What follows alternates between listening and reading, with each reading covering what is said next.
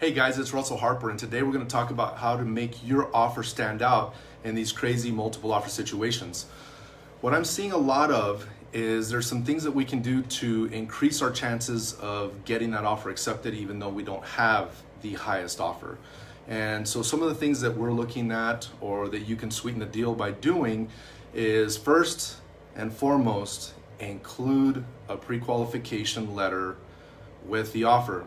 We're seeing lots of offers coming in and they don't have a pre-qualification letter. So that's already causing some issues because now listing agents are going to have to go back and try to find the agent and ask them for the PQ, and they're waiting for those things. And so the first thing is just make sure that the whole packet is complete. Another thing is that you can always increase the amount of down payment.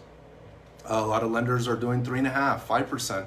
But if you come in with a higher down payment, that's definitely going to show that your buyer has some strength, and that's going to be looked at favorably, I should say, in that case. So try to up your payment, your down payment. Another thing is if you are asking for the title policy to be paid by the seller, use the listing agent's title company. That's just the way you should do it. If you're going to ask them to change title companies, then have the buyer pay for the title policy. And that brings up a good point. I think that it's most important right now in these multiple offer situations. What we're seeing is we have a house priced at 180, and the agents are sending offers in at 200, 240, 250, 300. And we know it's not going to appraise. We don't. So the conversations I feel that the buyers are having with their sellers, they're saying, hey, you know what, the appraisal is going to protect us. That's not netting the seller more money. Everything that we do, we need to look at when we're writing a multiple offer situation is how are we netting the seller more money? How are we making our offer look better? So in that case, we need to start having conversations with our buyers and just letting them know, hey guys, you know what? There's going to come a point where you guys are going to have to start paying that title policy. It hasn't been done in a long time, but now's the time to start thinking about those things. So we need to have really good conversations with our buyers. Looking through the contract right now, so excuse me for looking down. Another thing that we can do to help our chances of getting the deal is not to ask for a home warranty. You know, it's anywhere from $400 to $600, sometimes a little bit more, but that is something that can lose a deal for your buyer over $500 or $600. I'm seeing a lot of agents that are putting zero, and then they're contributing, they're buying that for their buyer, and you know that's just going to create goodwill, and hopefully it's going to turn into maybe a referral because you're doing something above and beyond to try to help them get that deal. Another thing is the closing date. Everybody's putting 30-day closing dates. Those are almost unrealistic these days. There are some lenders that can do them, I get it. But I think your best bet is to call the listing agent and ask them, what is a beneficial time to close? Who knows? That seller may have said, hey, I want to put my house on the market right now, but we'd love to stay here for 2 or 3 months. If your buyer's willing to do that, you're speaking their language, and that's going to increase your chances of getting that deal. So call the listing agent and ask them, hey, what is a good closing date for your clients? Because we want to work with you, not against you. Another thing is closing costs. That is something that we've seen. The sellers have been contributing closing costs to the buyers forever. And now we're seeing those things get whittled away.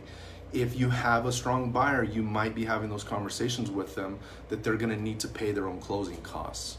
And that's going to sweeten the deal for the seller and give you a better chance at actually getting that deal. So let me keep going through the contract here. Let's see.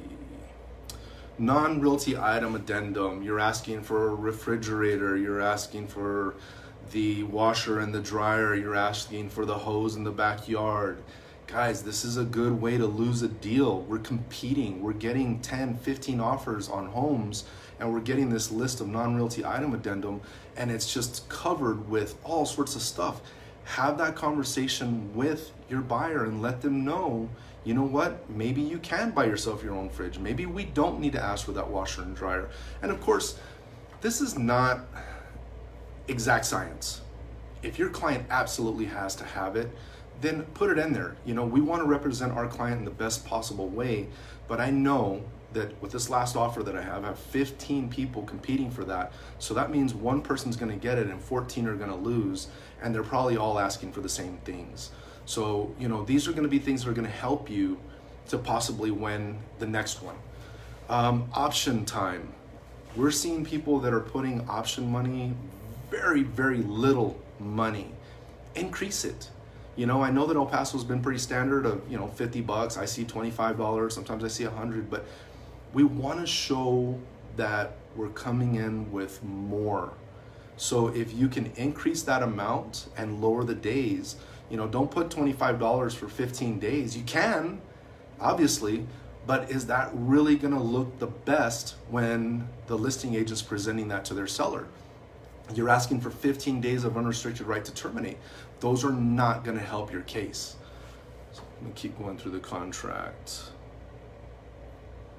Also, this is just something on the broker information. You know, we see agents that are just filling out their side, leaving the other side blank.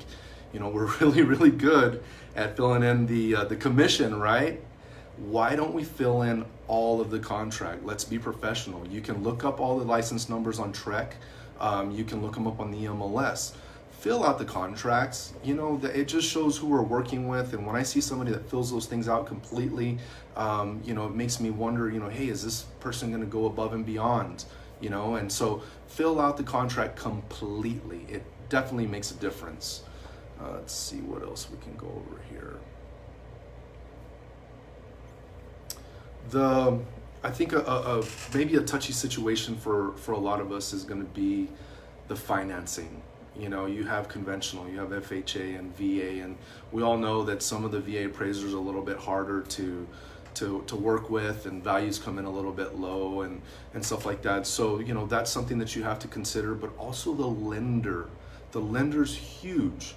A lot of times you look at the builders, they're not even looking at out-of-town lenders.